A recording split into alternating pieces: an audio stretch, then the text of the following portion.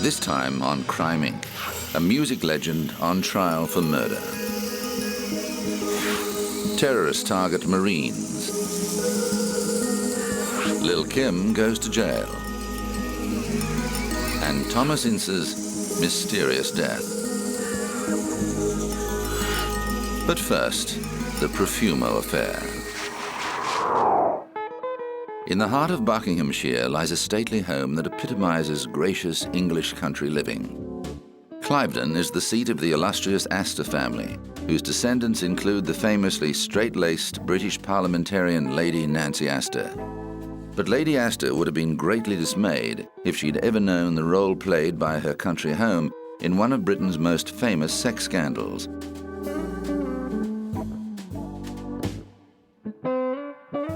It was at a pool party in the summer of 1961 when 19-year-old call girl Christine Keeler was introduced to John Profumo, the British Secretary of State for War.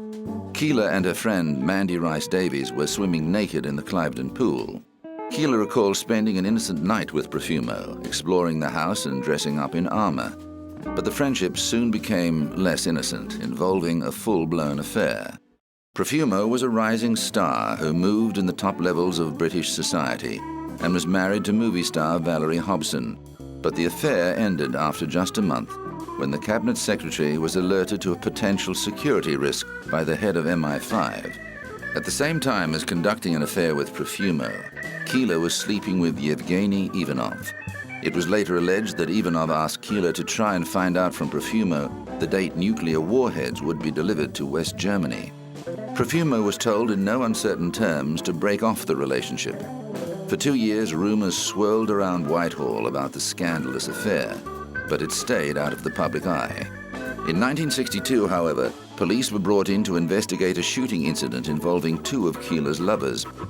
It didn't take long for both police and journalists to find out about the affair, but both parties remained silent due to a tradition of respecting politicians' private lives.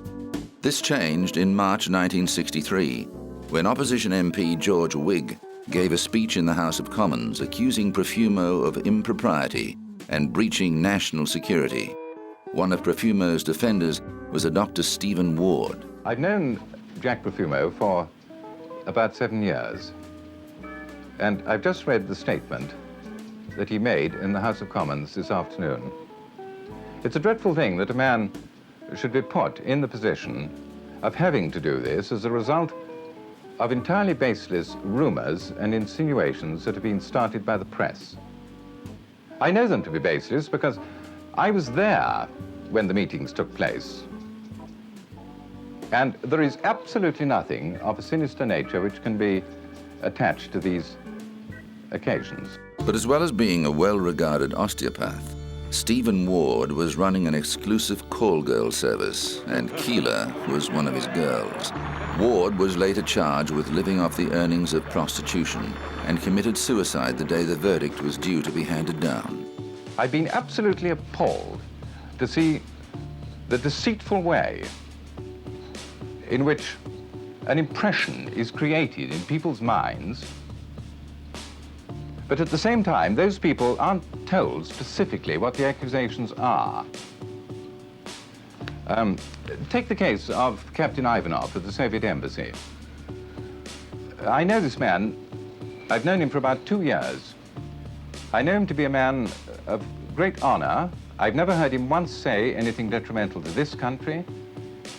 I've never heard him be disrespectful to the Prime Minister. He was a loyal Russian and liked by everybody he met. And yet somehow he's been represented as a sinister figure, and goodness only knows what sort of interpretation is being put upon the fact that he was a visitor to my flat. Keeler herself alleged in her 2001 autobiography that Ward ran a Soviet spy ring that included the head of MI5, Roger Hollis, and known spy Anthony Blunt. It didn't take long for the truth to come out about Profumo's affair with Keeler, and the minister was forced to make a humiliating apology for lying to the House and resign his ministry and his seat in the House of Commons. Another call girl who became notorious from the case was Mandy Rice Davies. The teenager testified that she'd been one of the prostitutes run by Stephen Ward. During his trial, she made the now famous remark, "Well, he would, wouldn't he?" when asked why Lord Astor denied knowing or having an affair with her. Rhys Davies used the Profumo affair to launch a semi-successful music career. In the months following Stephen Ward's death, Senior Judge Lord Denning conducted an investigation. He concluded that national security was not compromised by the affair, but criticised the government for not dealing with the problem more quickly. Although the Conservative Macmillan government clung to power, Macmillan was weakened by the scandal and forced to step down in October 1963 due to ill health. Soon after his resignation in June 1963, Profumo volunteered as a cleaner at an East End charity, something he continued to do until his death in 2006. Christine Keeler served a 9-month prison sentence for perjury following the trial of her ex-lover Lucky Gordon, and has written several books about the Profumo affair. Despite many rumors, no further evidence has emerged to link Stephen Ward to Russian espionage. Declassified American intelligence documents mention suspicions that while Ward had never been established as a communist, he was friendly towards the Russians. With its salacious mix of sex, politics, and spying, the Profumo affair remains one of the great British scandals.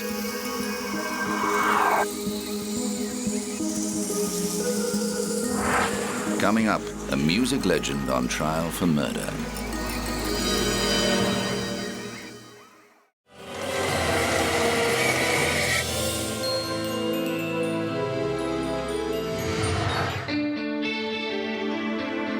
When police responded to a 9/11 call in a ritzy suburb of Los Angeles, they had no idea they'd been called to the mansion of one of the most famous men in the music business. Inside the house, they discovered a woman's body slumped in a chair in the front hall, with a gunshot wound to her head.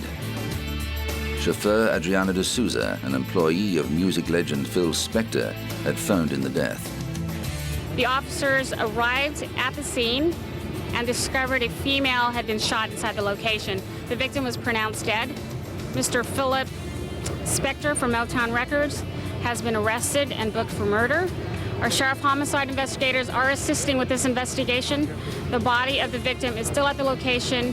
Her identity and age has not been disclosed pending notification of kin. The woman turned out to be Lana Clarkson, a 40-year-old actress who had starred in several B-grade movies in her younger years. After the parts dried up, Clarkson took a job as a nightclub hostess at the House of Blues in West Hollywood, where she met Phil Spector on the night in question. Clarkson accompanied Spector back to his Alhambra mansion for a drink, but was dead by the next morning. Police charged Spector with second-degree murder, and the case went to trial in 2007 after several postponements. The defense, led by high-powered attorney Bruce Cutler, alleged that police mistreated Spector before his arrest, preventing him from speaking to an attorney and pressuring him to make incriminating admissions. The evidence will show this was a tragic accident, and that it's a sad thing for any jury to see photographs that you saw. And the evidence will also show that back on February 3 of 2003, before they even had a cause of death, let alone a manner of death, they had murder on their mind. Murder on their mind. The police. The defense argued that Clarkson, not Spector, had fired the fatal shot and presented evidence from forensic expert Henry Lee. This is what is called a classic self-inflicted type of injury. Classic self-inflicted type of injury. And it means that somebody volitionally placed the gun in her whole mouth. The wound is in the tongue, part of the wound, which means that the bullet grazed the tongue. But the defense failed in its bid to exclude incriminating evidence, including statements made by Spector while in custody and at the scene of the crime. Deputy District Attorney Alan Jackson told the jury of 9 men and 3 women that the accused put a loaded pistol inside Clarkson's mouth and shot her to death. He said Spector was a man who, when confronted with the right circumstances, turned sinister and deadly. The prosecution then presented a series of former girlfriends and lovers who testified that Spector had threatened them with a gun when they tried to leave his house. Jackson showed jurors a photo of Clarkson taken while she was alive, followed by a crime scene photo of her bloody body. 10 guns were later retrieved from Spector's mansion, and the .38 caliber Colt revolver that killed the victim also belonged to the accused. Despite protests from the defense, Judge Larry Fidler allowed the court to hear the testimony of Spector's chauffeur, Adriano D'Souza, who was first on the scene. Jurors also heard a recording of the terrified 911 call D'Souza made to police after he found the body. Spector looked at him square in the eye, didn't say another word. And he confessed, "I think I killed somebody." Adriano D'Souza, shocked and not sure he had heard what he thought he heard from the gunshot, shocked, said, "Well, what happened, sir?" Spector's response was simply this: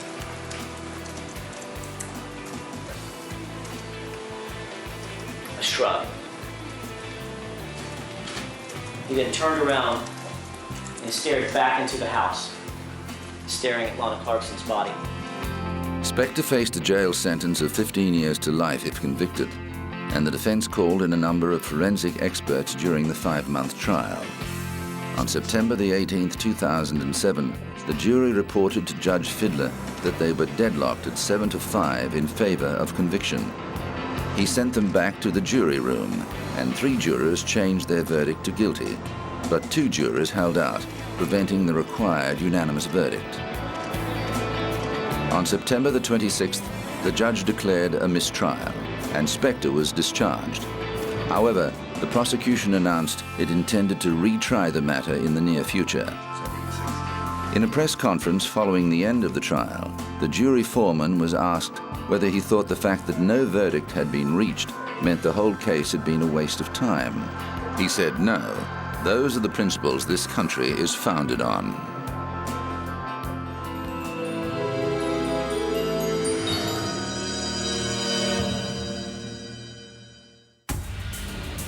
On the morning of October the 23rd, 1983, smoke filled the air at Beirut International Airport. Rescuers searched frantically through rubble looking for survivors of the truck bomb that had blasted the United States Marine Corps barracks housing hundreds of American peacekeepers. The same morning, suicide bombers detonated explosives 6 kilometers away at the headquarters of the French peacekeepers, killing 58 people. The scene at the American barracks was utter chaos. Terrorists had struck at 6:20 a.m., substituting a hijacked water truck for their own deadly vehicle. They crashed through several barriers before ending up in the lobby of the building, where they set off an explosion equivalent to 12,000 tons of TNT. The thunderous explosion woke people across Beirut. Most Marines were asleep in their bunks, so the death toll was high. 241 Americans lost their lives and 60 were injured. The peacekeepers were in Lebanon as part of the multinational force that was overseeing the Palestine Liberation Organization's withdrawal from the country. Lebanon was being torn apart by a bloody civil war that pitted various religious groups against each other, while Israeli forces occupied parts of the country. However, some groups disputed the multinational force's neutrality. 34 days earlier, an American commander had been ordered to fire on a Muslim militia. He did so under protest, as he knew it would make the peacekeepers targets. The first sign of opposition occurred on April the 18th, 1983, when 63 people died in a suicide bombing at the American embassy. After the devastating double bombings on October the 23rd, American President Ronald Reagan pledged that U.S. forces would remain in Lebanon. But the situation continued to deteriorate, and further threats were made against the foreign soldiers. American forces withdrew on February the 26th of the following year. The last French troops left a month later.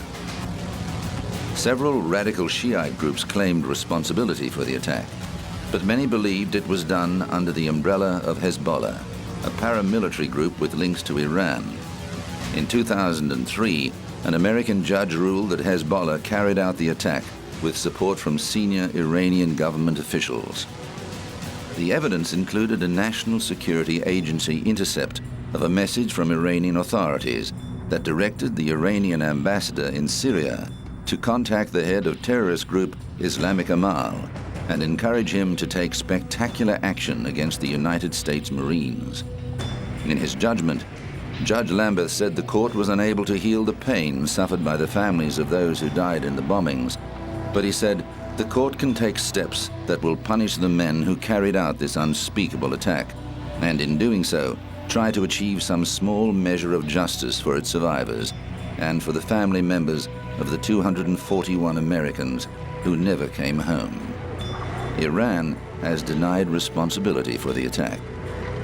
In 2007, the same judge ordered Iran to pay $2.65 billion American dollars in damages to the families of those killed in the attack. Just a year later, the alleged mastermind of the bombing, Imad Mukhniyeh, was assassinated by a car bomb, possibly planted by Israeli intelligence in association with Arab states.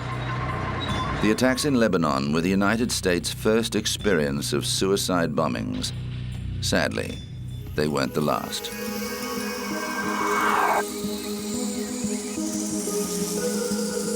Coming up, the mysterious death of Thomas Ince.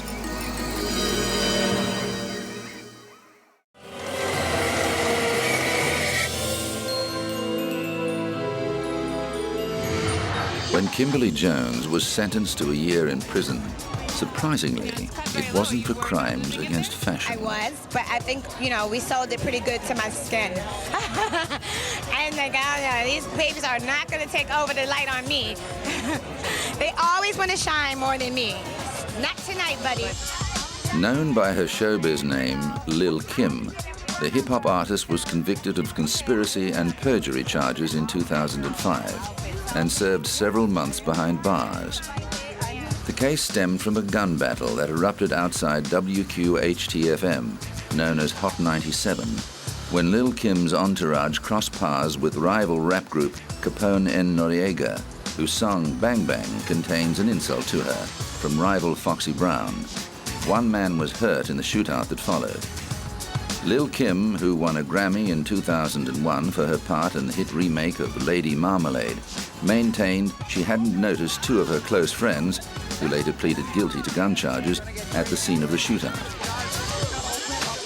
But jurors at the trial saw radio station security photos that depicted one of them opening a door for her, and witnesses said they saw her at the station with both of them. The trial became a media circus, with bodyguards forced to clear a path through paparazzi to get the hip-hop artist to the courthouse. For the court case, Lil Kim ditched her trademark skimpy attire, opting for prim-tailored suits and frilly shirts. But her demure makeover had no impact on the jury, who found her guilty on all counts. Before she was sentenced, the musician wept as she pleaded for leniency and apologized for her crimes. "I take complete responsibility for my actions," she said. "I testified falsely to the grand jury and during the trial. I knew it was wrong. I am a God-fearing, good person, and this is the toughest thing I have ever been through." The judge gave her a stern talking to, but her punishment was at the lower end of the scale, as she could have faced up to 20 years in prison. While serving her sentence, Lil Kim released her fourth album, The Naked Truth, which sold more than 2 million copies. Since being freed from prison in July 2006, Lil Kim has resumed her music career and performed with artists such as Diddy, Keisha Cole, and 50 Cent.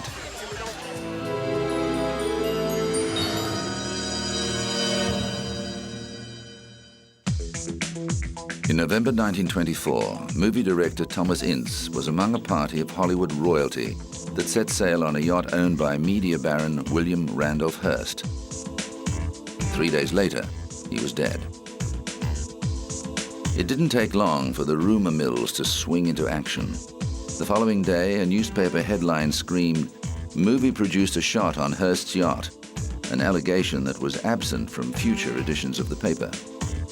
But it was enough to set up an enduring legend. The official verdict, backed up by Ince's personal physician, was that Ince took ill on the yacht and returned home, where he died of heart failure on Wednesday, November the 19th, 1924. However, alternative theories soon sprang up, centering on the role of William Randolph Hearst, then one of the world's most powerful men.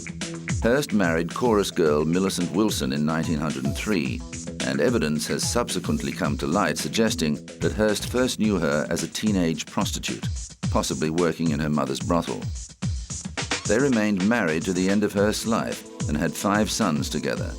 But Hearst became involved with actress Marion Davies in about 1916, and within 3 years the couple was openly living together, as Millicent refused to give him a divorce. The millionaire was infatuated with the starlet and created a production company, Cosmopolitan Pictures, solely to promote her career. But he preferred to see her playing heavy dramatic roles, while Davies' natural forte was comedy, and her films were poorly received. Hearst cocooned Davies in the best money could buy, and his yacht, the Oneida, was the ultimate in luxury sailing. Accompanying Hearst, Davies and Ince on the fateful trip was silent screen legend Charlie Chaplin, a close friend of Davies, Hollywood gossip columnist Luella Parsons, author Eleanor Glynn, and several other people. The conspiracy theorists allege that Hearst shot Ince either because Hearst suspected him of having an affair with Davies, or because Ince got in the way of a bullet meant for Charlie Chaplin, who was said to be smitten with Davies.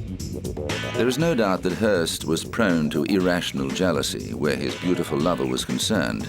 He was also deeply concerned for her welfare and later banned alcohol from his palatial estate, San Simeon, because of Davies' increasing dependence on liquor. Ince's body was cremated soon after his death. The Hearst Empire issued a strange statement, claiming that Ince had taken ill while visiting San Simeon with his wife and children. Further fuel was laid on the fire when Marion Davies' secretary, Abigail Kinsolving, claimed Ince raped her on the yacht